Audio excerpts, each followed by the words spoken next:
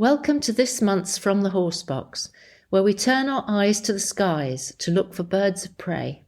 Falconry, the pursuit of quarry by a bird of prey, is probably the oldest field sport, essential still in some areas for putting food on the table. Falconry is also responsible for raptor conservation work.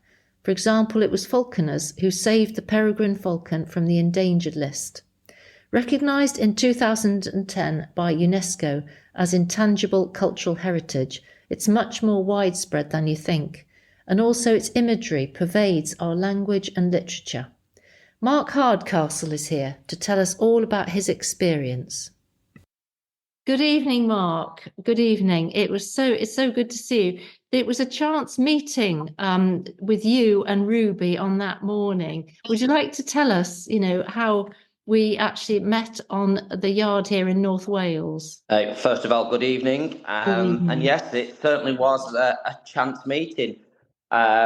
We was actually out with the Welsh Hawking Club, and we have an annual 3-day meet. When I come across yourself, I believe in your garden, as I was retrieving Ruby after a flight on a pheasant. Yes. Would you just like to describe Ruby for us, please, as well? Yeah, Ruby is a 2-year-old imprint female goshawk.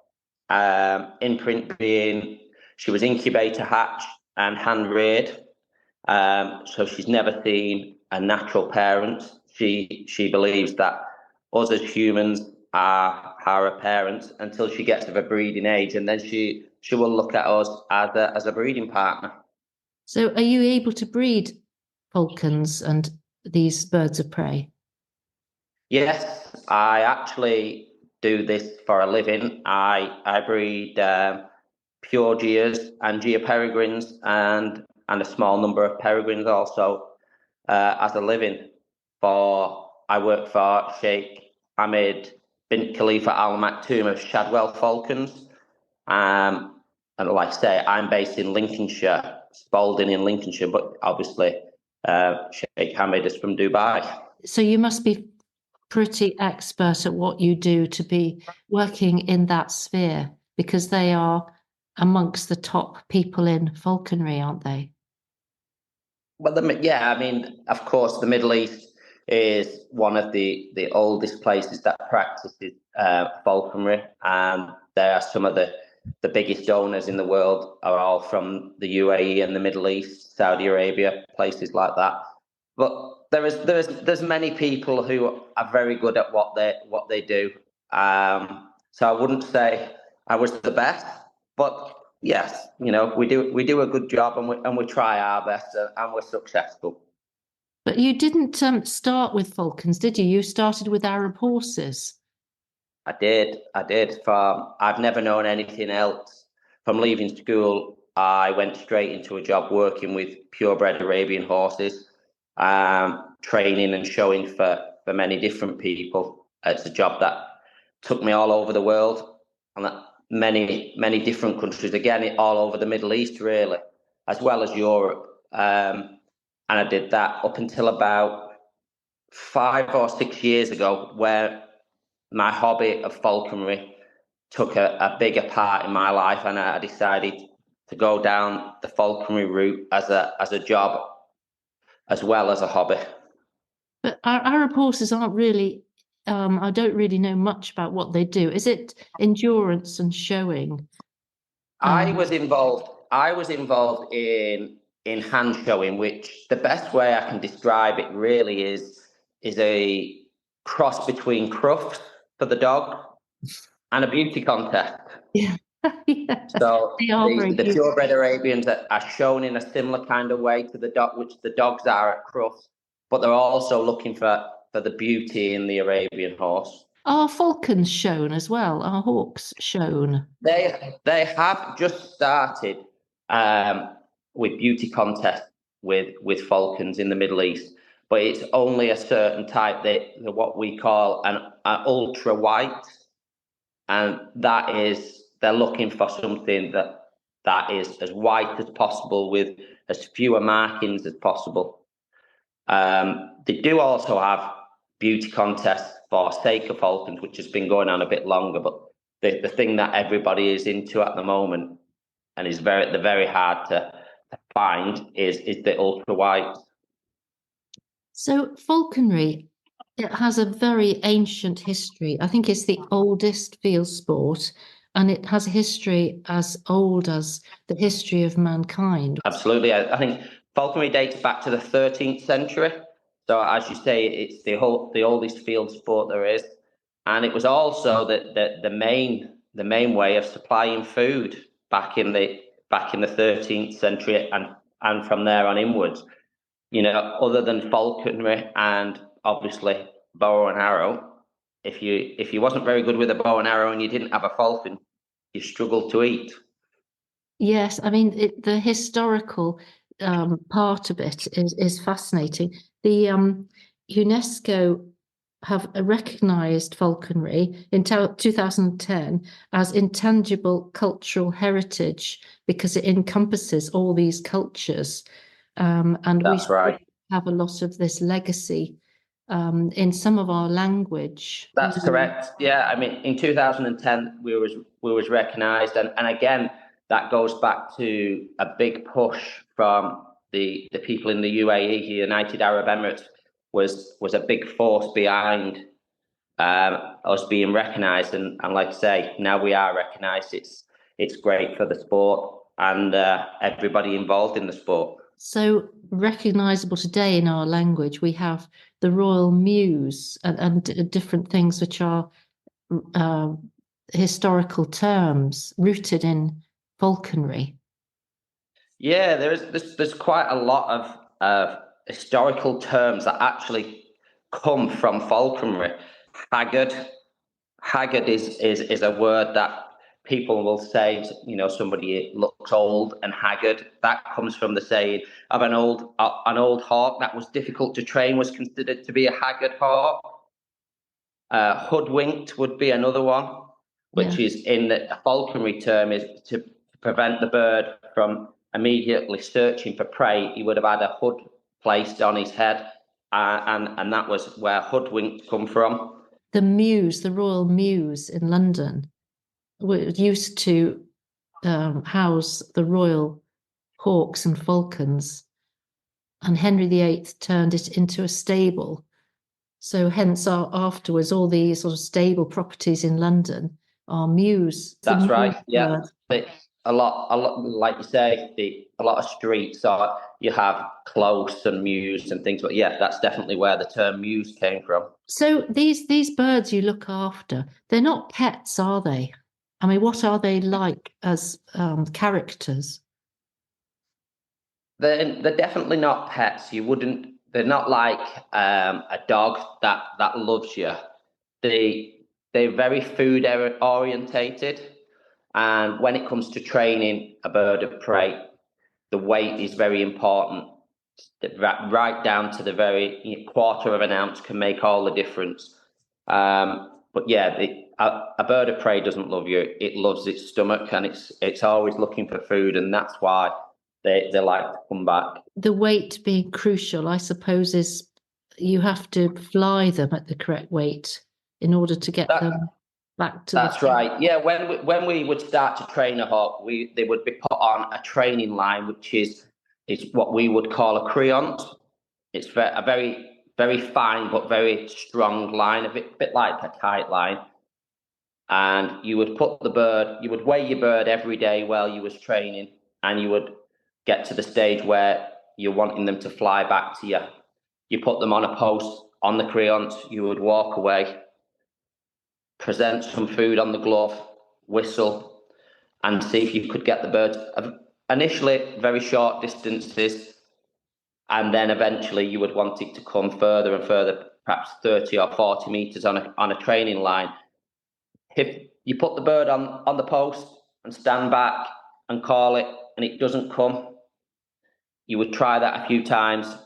If there was no success, you would call it a day, take the bird back, record what weight you was trying to recall the bird up, and then the following day you would hope that it has just lost a little bit more weight from not being fed its full daily rations, and you would try again, and eventually it would come to you and you would increase that distance. And obviously you've been taking note all the time of what weight that bird is at that certain date, and you roughly get a training or flying weight from that, and then you tweak that either way, up and down, to get perfection.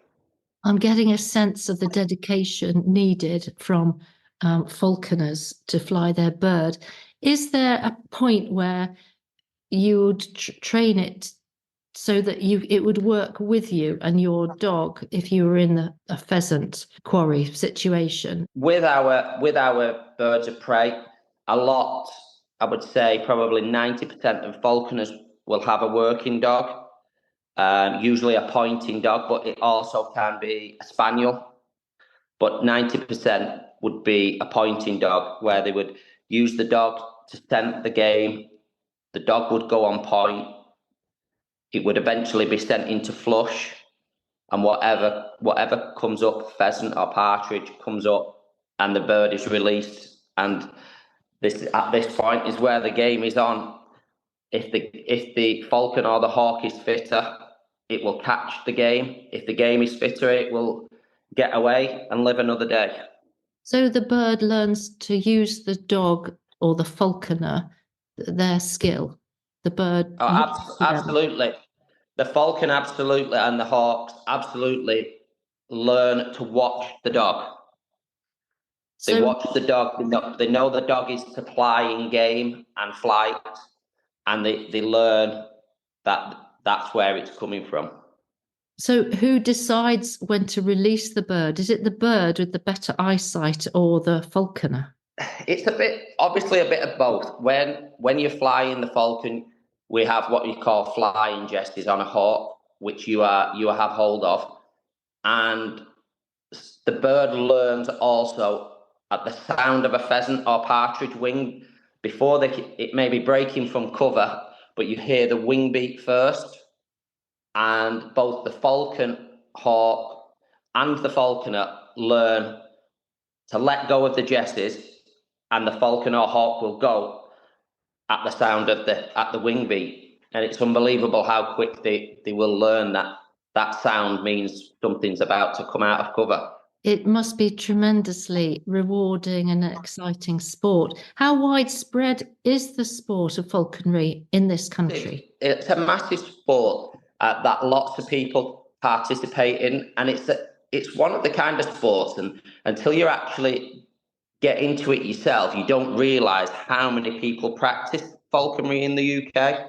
I think when I was much younger and I was trying to get into falconry, I've spoken to a few different people, obviously read books and looked on the internet and things. I didn't realise how many people just locally to me was actually participating in the sport. So I would say it's a massive country sport that's all over the UK. Would you have to go on a training course to learn the basics before you looked after a bird? There are training courses available. What I would recommend people to do is then find a mentor, somebody who practices falconry for a good number of years, who is good at what they do and is willing to take you under their wing, so to speak, and teach you the ropes, let you go along with them, tag along, and then eventually, when they feel you're ready, you could get your own bird, but they're always there on hand to give you any advice you may need, any help you may need, and basically just be there in case anything goes wrong. Yeah. What could go wrong? There's a number of things that could go wrong, really. Weight management is huge, and I think that is the biggest issue that people have, is actually controlling them very fine margins of weight. And if you let the bird go thinking that it's the right weight and it's only slightly out, it could be spending a night out, and you could be sat under a tree waiting till first light in the morning trying to retrieve your hawk or falcon. So you have quite elaborate tracking devices, don't you, to look after them? Yes, we do. We're very lucky today where we've got to the stage where we actually have GPS tracking, and it literally comes up on your phone, a map of where you are, a dot where you are, and a dot where the falcon is, and it tells you in what direction to walk and how far away it is, even how high off the ground it is. But back in the day before GPS and even before tracking equipment, you would rely on bells and crows and magpies and things mocking a bird of prey. You said you've been all over the world with your falcons. What other falconry styles have you experienced? Because I've been looking at some very exotic eagle falconry work in the likes of Mongolia, Kazakhstan, and even in the Arabian countries where you've been. It's a very different style. What have you experienced when you've been traveling?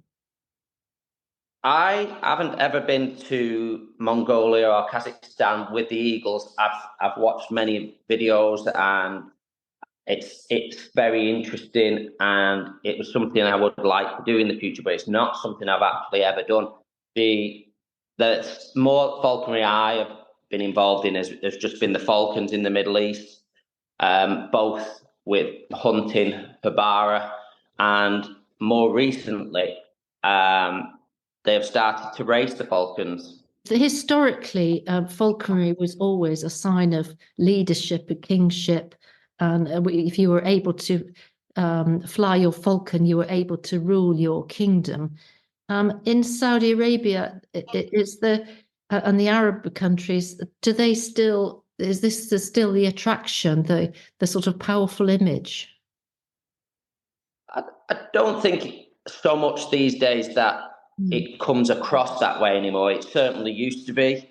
A falcon, like you say, was almost like a status of power and wealth. But I don't think it comes across. I don't think it comes across that way anymore. It's much more of a level playing field. You don't have to be wealthy or of a certain amount of power to be able to go to the Arab countries and participate in the sport of falconry. I think it's much more level playing field these days. That's really interesting and good to hear if anybody would want to get involved. So when the bird catches its prey, is obviously, you don't want it to eat it all, so you sort of have to persuade it that to have another snack. We what we call trade them off to something that we will have brought with us. So you have to find a balance between keeping the bird. It's obviously you've raised the bird in captivity, and also letting it have its natural life, which is important, isn't it, for the bird? Of course. I mean, here where I work, we keep our parent reared pairs, natural pairs of breeding falcons. They're in 20-foot by 12-foot pens, so there's plenty of space to be able to stretch the wings and fly around. And then we also have what we call hack pens. So when the youngsters that we breed get to an age of 8 weeks and they've fully developed all the feathers, we take them from the parents and we put them into a hack pen, which are anywhere from 20 meters, and they get the freedom to fly around in a big open pen, which also starts to get them fit, ready to go to the Middle East for when they may be hunting or racing. Yeah, fitness must be a big issue. It's really interesting to talk to you. I absolutely loved researching all this. How intelligent are they? Is that a hard question to answer? No, it's not really. People say that, they aren't very intelligent. I would disagree. They're far more intelligent than anybody gives them any credit for. We've already spoke earlier, something that can recognise the likes of the wing beat of a pheasant coming out of cover before they see it and associate that with something they need to chase and catch. That isn't something that's unintelligent. That's far more intelligent than we give them credit for. Yeah, it's their instinct, isn't it? Their instinct. Absolutely. I would like to ask you some quick fire questions now. The first one, I mean, I couldn't bear to watch the film Kess. Is Kess, the film about the boy befriending the kestrel, something you were brought up with this story? It is. Kes was a film that I've watched many times, and as sad as the ending may be, it's a fantastic film that does portray the way falconry was back in the day. Falconry fashion, is there anything at all that is an item that is quintessential to falconry that you have to wear? I would say we as falconers are very similar to the shooting community. Really, any hunting kind of sport, we would use check shirts and tweed is always and a nice tie always looks correct. Always shows respect to your quarry. So as far as fashion goes, it's very similar in that way. I like the sound of that. A quirky bird habit. I've heard goshawks are quite quirky. Goshawks can be very quirky. Quirky habit for any hawk or falcon would be baiting, which is hanging upside down, really off the glove, hang upside down in a bit of a temper tantrum as such, and then eventually they regain the glove themselves. Have you ever been hurt by one? I have, but it was my own fault. It was a long time ago. I was at a friend's and we was putting a pair of Harris Hawks into a breeding chamber together. So they'd never been together before, and we didn't know whether they was going to chase or hurt each other. So we was just nipping off the end of the talons from the female, so in case she grabbed the male, she wouldn't hurt him so badly. So I had hold of her, and somebody said something to me. Lack of concentration for that split second, and she managed to grab hold of my face.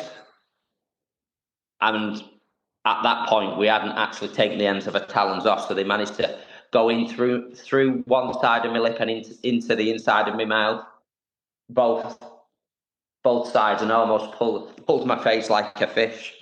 Goodness me. Would you say the females were definitely in charge in the world of falconry?